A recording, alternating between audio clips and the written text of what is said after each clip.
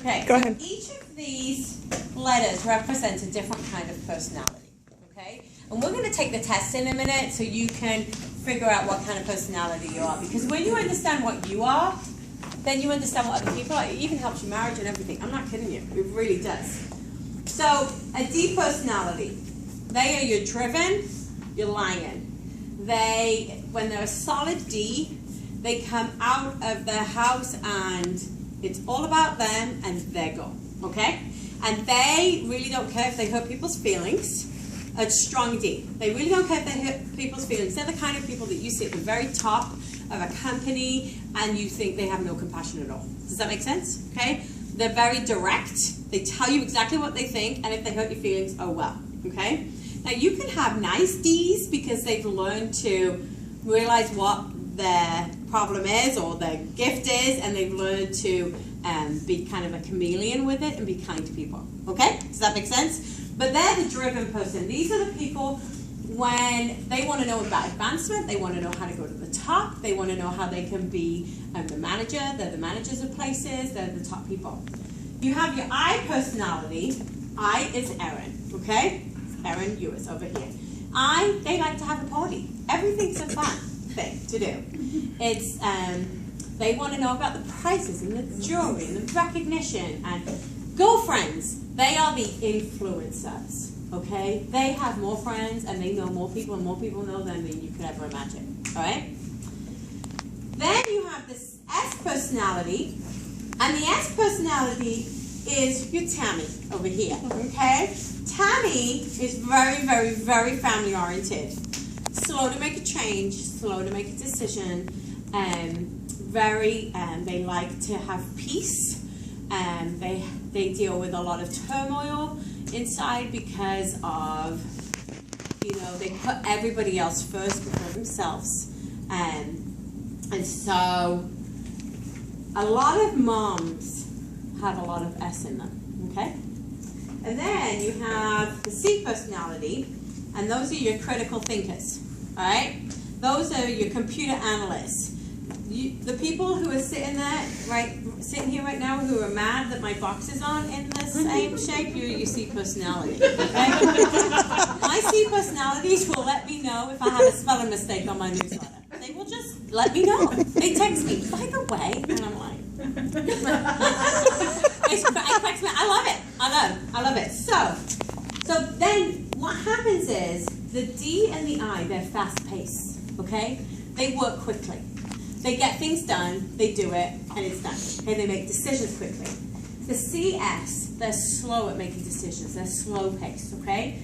And what happens is they will just take time on making decisions. Like the C personality in Mary Kay, you have to give them every little bit of detail, like under the sun, okay?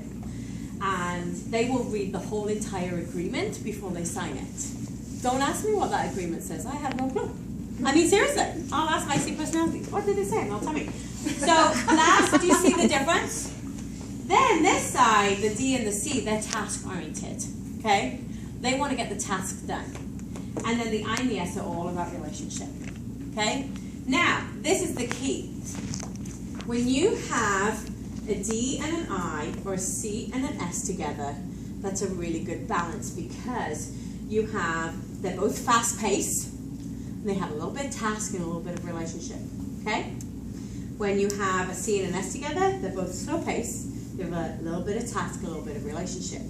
The problems come when you mix the fast and the slow together, or when you have all task or all relationship, okay? So me, I'm an ID. Some days I'm a DI, depending on the day, okay? But most of the time with you guys, I'm an ID, all right? So, I'm fast-paced, I have task relationship. My husband, DC. Classic DC. The worst personality to be married to in the entire world, okay? I'm not as good as that, but oh my goodness. Because he's dominant, he's driven, he tells me exactly what he thinks, and you're going to deal with it, and he's critical thinker too.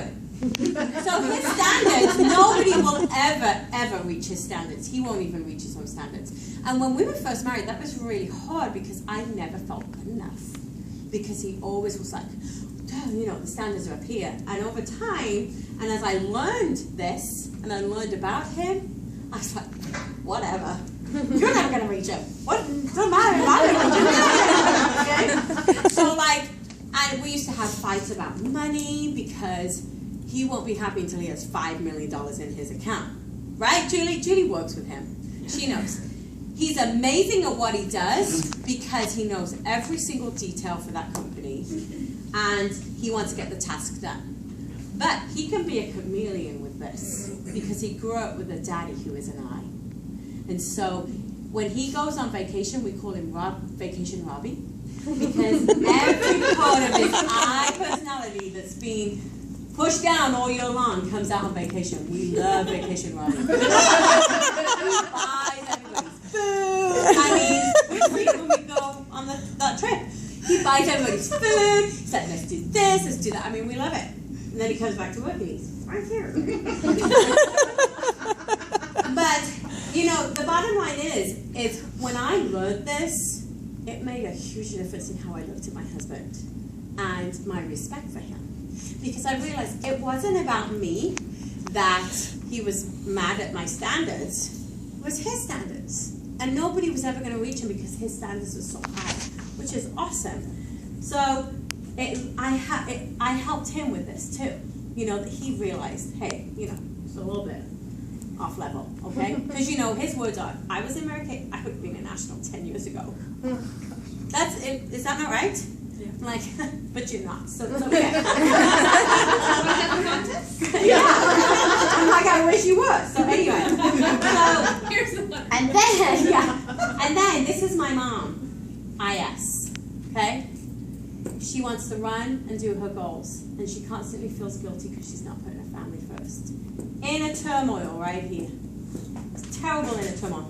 And it wasn't until about 5 years ago I told her, hey mama, this is your personality. And she was liberated to know that that's, for 60 years she felt that way, inner turmoil, because she wanted to run after a goal. She's an entrepreneur, she's a phenomenal businesswoman, but would always feel guilty because she wasn't putting her family first. But then she would put her family first and then resent it because she wanted to be running after her goals. Okay? Do you see the inner turmoil? And she's all about relationship. What about task? All about relationship. Okay? So, and then if you have an IC, that's really rough right there. Because what's going to happen is your I personality has no critical thinking and the C personality is all critical thinking. So you're like, should I check it? No, I shouldn't. Should I check it? No, I shouldn't. Should I check it? It's seriously. You don't find much of this. You don't find much DS. Because you can't have a soft-spoken person who's going to tell you exactly what they think. Right? That's just the difference. You do have it, but it's... and then you can have learned traits that are not your natural traits. I have a lot of this. Because my master's degree is in piano. And when you sit at the piano 5 hours a day and be technical with a little trill for over an hour, you have to be a critical thinker and technical.